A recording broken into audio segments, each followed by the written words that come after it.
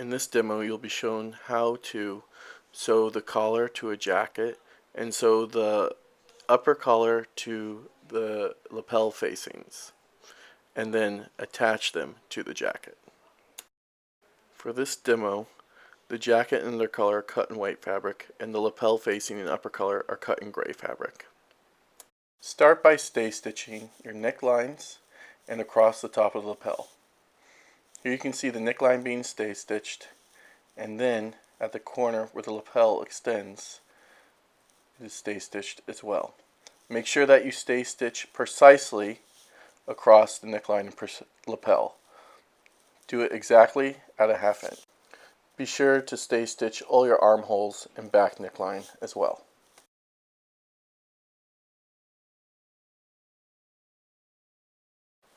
Stay stitch the jacket lapel facing as you did the jacket, across the top of the lapel and up the neckline. Be sure to be precise about this stay stitching like you were with the jacket, as they will have to match up later and be sewn together.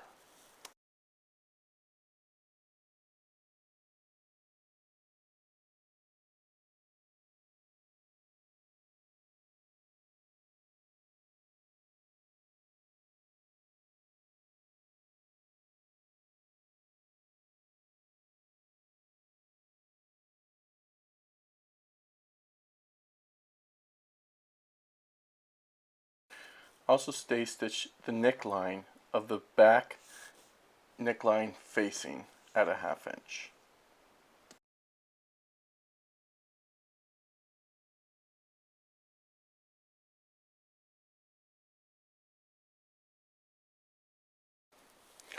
This is the undercollar. It is in two pieces.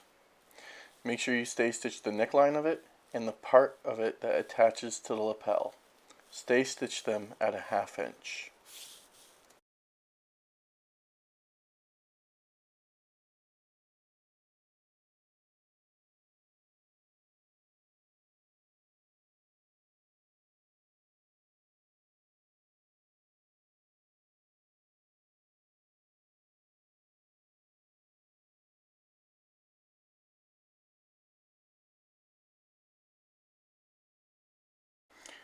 Also stay stitch your overcollar. Your overcollar should be in one piece.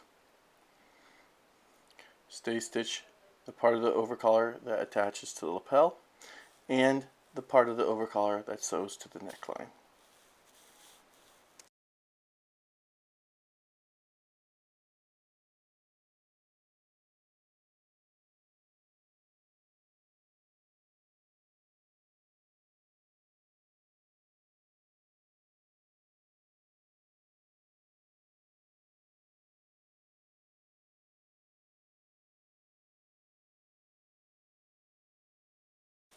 Once you've stay stitched your undercollar, sew it together at center back at a half inch.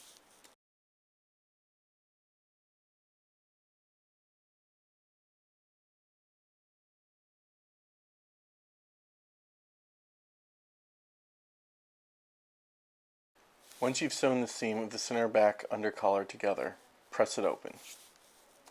Now sew the body of the jacket together. Now you'll sew your front jacket lapel facings to your back neckline facing. Place right sides together of the front lapel facings to the back neckline facing, and pin them at the shoulder seam. Notice the direction of the lapel facing when putting right sides together to the back neckline facing.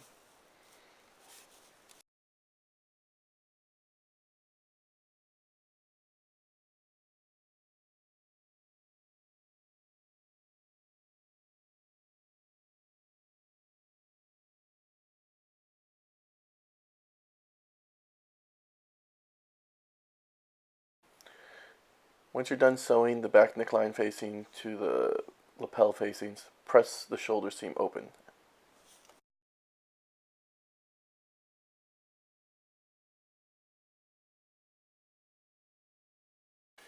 Now we will sew the overcollar to the back neck and lapel facings. Start by placing the right side of the overcollar against the right side of the back neck facing. Line up your necklines and line up the center backs. Notice they are marked by notches here.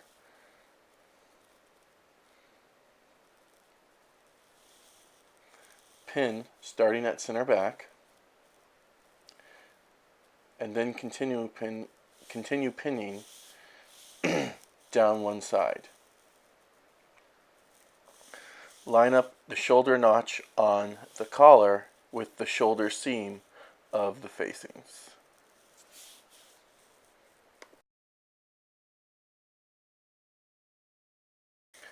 If you have a corner in your lapel, where your lapel attaches to your collar, you'll have to clip the corner in the lapel so that you can open it straight. Clip that corner, then continue pinning your collar to your lapel. Make sure the corner of that collar lines up exactly with that clipped corner of the lapel. You should have a notch where your lapel and collar begin to separate. That is where you'll stop sewing. Put one pin in there. Do the exact same on the other side of the collar and lapel.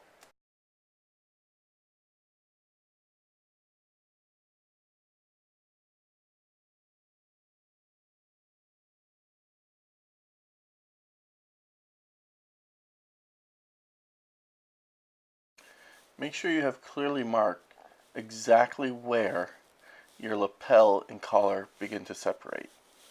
It's very important that you stop stitching right at that mark. You should have a notch there. In the drafting book, this is typically point E. Here I'm marking exactly where I need to stop stitching. Notice I have a notch there as well.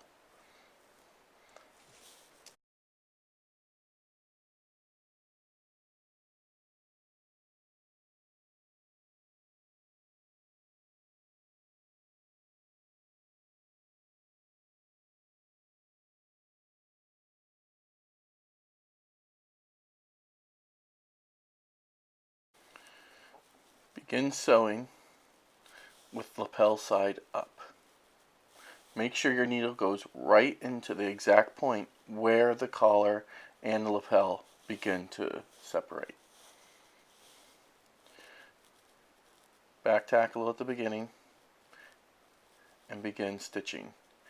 If you have a corner in your collar where your collar and lapel sew, stitch right into the corner, put your needle down, lift your foot, turn, move all fabric out of the way, then put your foot back down and continue stitching.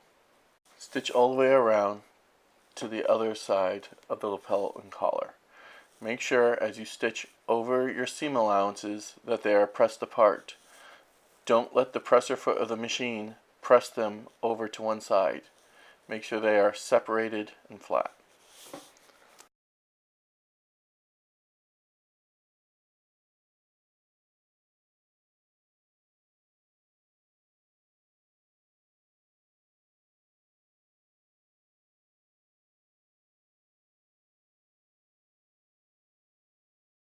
Once you reach the other side, make sure you stop stitching exactly where your lapel and collar separate. Back tack there, but do not go past the point of where they separate.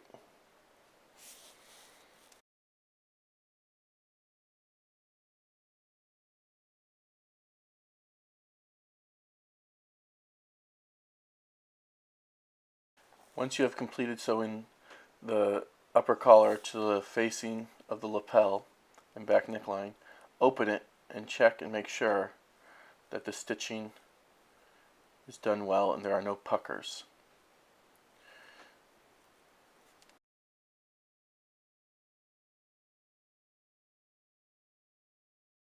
If everything is sewn correctly, you will need to clip the back neckline of the back neckline facing and collar.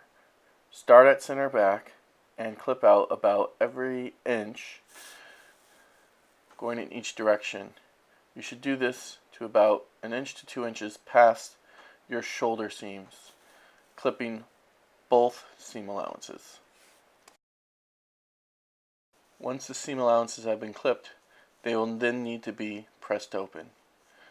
Press them starting at one side of the lapel and collar all the way across center back to the other side lapel and collar. Now you will stitch the undercollar to the body of the jacket. Starting at center back, take the right side of the undercollar at neckline and line it up with the center back of the right side of the body of the jacket. Pin them together at center back and then continue pinning around to the front of the jacket. The undercollar will be sewn to the jacket in the exact same way you sewed the upper collar or overcollar to the lapel facing and back neckline facing.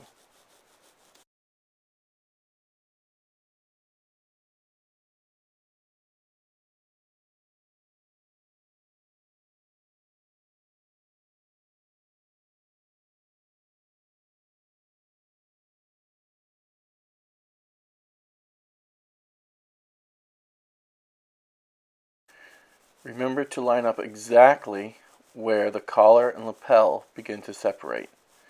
You have to stop stitching exactly at that point, or you will not be able to properly sew together your jacket collar and lapel to your upper collar and jacket lapel facing.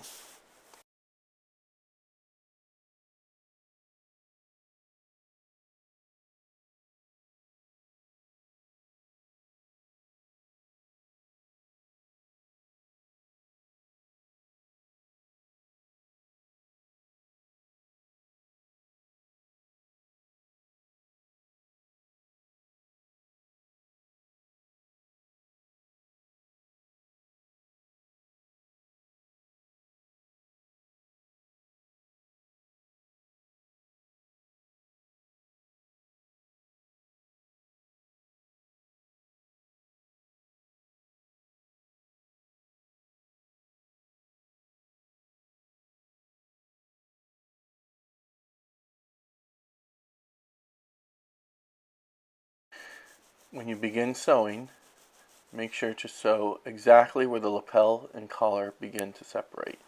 Put your needle down exactly in that point and begin stitching.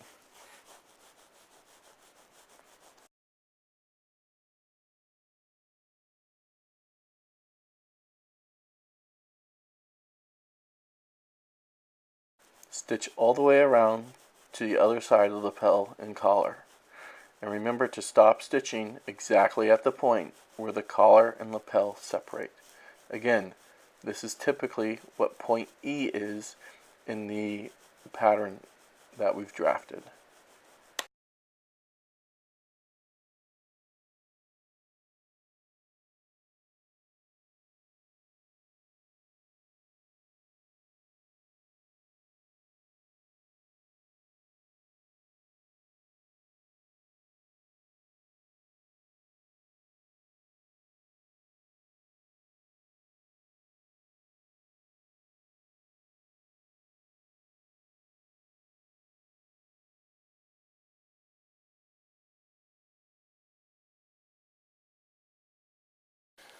Once you finish stitching your undercollar to the body of the jacket, check to make sure it's stitched correctly and that there are no puckers. Then turn it to the wrong side. Trim the seam allowance out of the bottom where the collar is stitched to the neckline. This will reduce bulk. Clip the neckline as well, just like you did on your overcollar and lapel facings. Starting at center back, clip out in each direction, clipping about 2 inches past your shoulder seam. Make sure you're clipping right to your stitching line, but not through your stitching line. This seam will then be pressed open, just like on the lapel facing.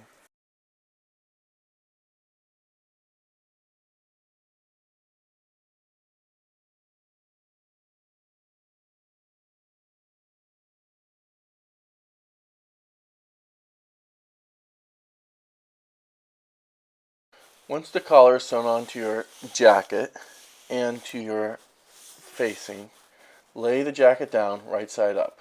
Take your facings and upper collar and lay those on the jacket with the right side of them facing the right side of the jacket. Line up the center back notch on your collars and pin. Notice that the neckline has been pressed open on the facing and on the jacket. Continue pinning from center back out in one direction.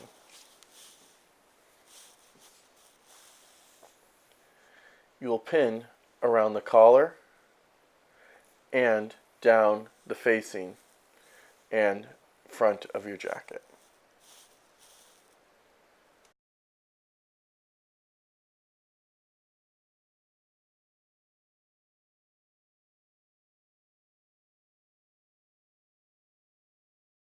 This is the area where the collar and lapel separate. Notice the facing and the jackets both begin to separate in the same place. That is why your precision sewing here is so important.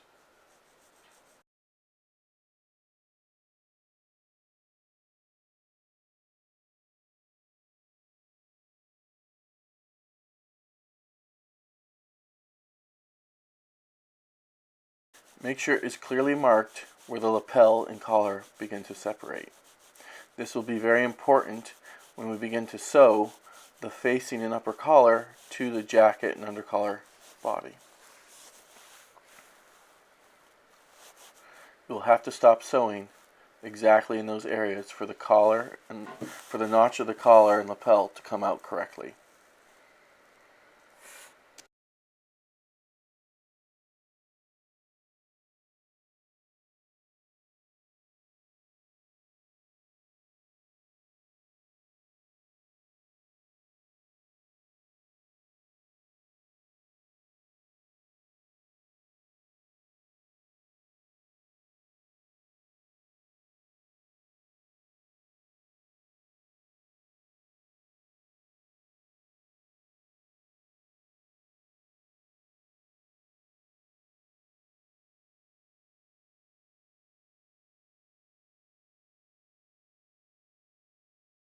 Once both sides of the jacket and the lapel facing are pinned together, we can begin sewing. You will need to make sure all the seam allowance is pressed out of the way when you begin sewing, depending on what side you're sewing on. Here we're going to start on the collar side, so all the seam allowance needs to be pressed down towards the lapel so that we can properly sew this. Make sure the seam allowance is pressed down towards the lapel, and then put your needle right into that mark where the jacket collar and the lapel begin to separate.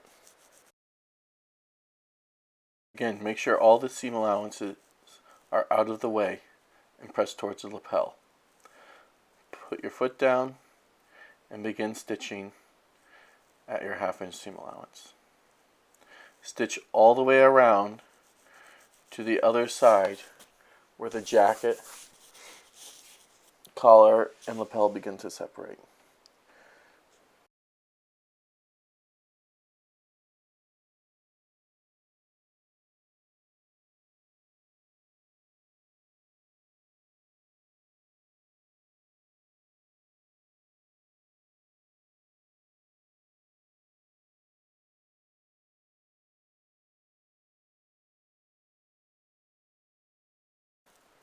When you come around to the other side where the jacket and lapel separate, again, make sure all the seam allowances are pressed down towards the lapel on both sides. Once you've done this, stitch in right to the point where the collar and the lapel separate. Do not go beyond this point.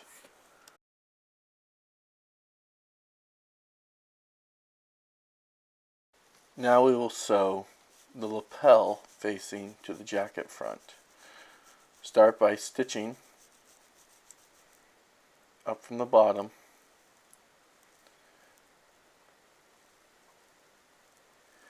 and when coming across to where the lapel and collar separate, make sure all the seam allowance is pressed up toward the collar this time. Stitch right to the exact point where the collar and lapel separate. Do not go beyond this. Now do the exact same thing on the other side. Stitching the lapel and jacket together at center front, and then when you get to where the lapel and collar separate, make sure all the seam allowance is pressed up towards the collar and stitch to the exact point where the collar and lapel separate. Do not pass this point.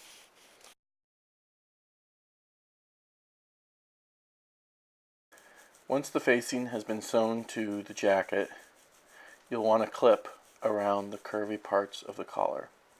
This will make it so that you can easily press open that seam and it will lay flat. Only clip where there are curved parts and clip about every 1/2 to 1 inch.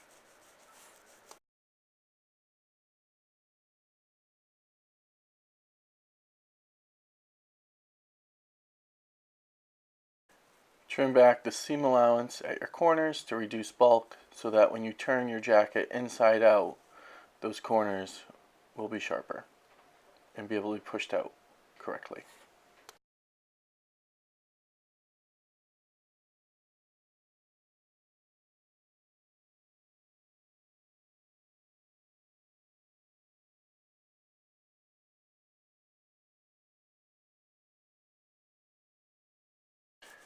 Once you have clipped and trimmed everything, press your seam allowances open. Use a sleeve board and pressing ham to do so.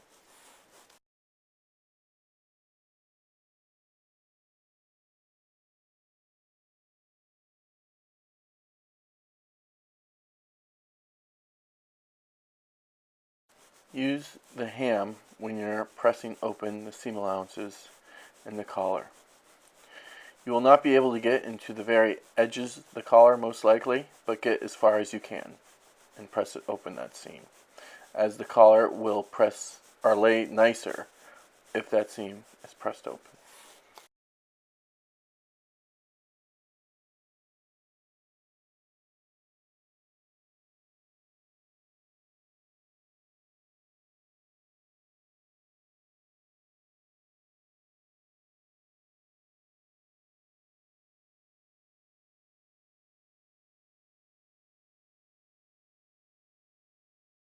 Once you are done pressing the seams open, you can turn your jacket right side out. Press out the corners of the lapel and your collar. Be careful when pressing them, as you do not want to pop or break through the corners. They can be fragile.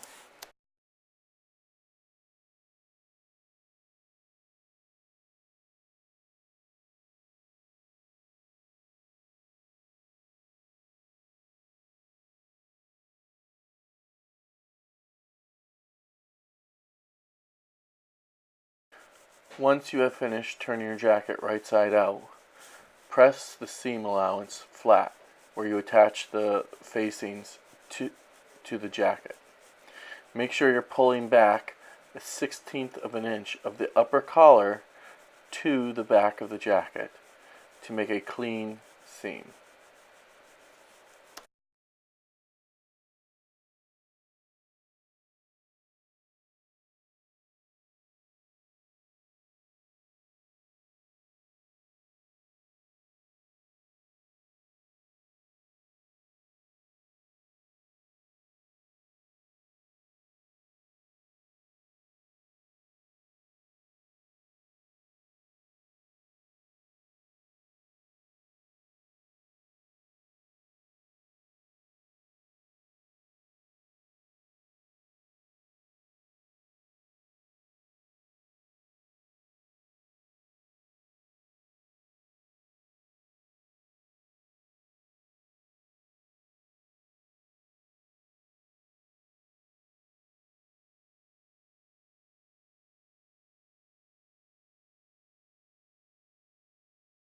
If you sewed everything correctly, this is what it should look like on the inside once you've sewn your facings and collars to the jacket body.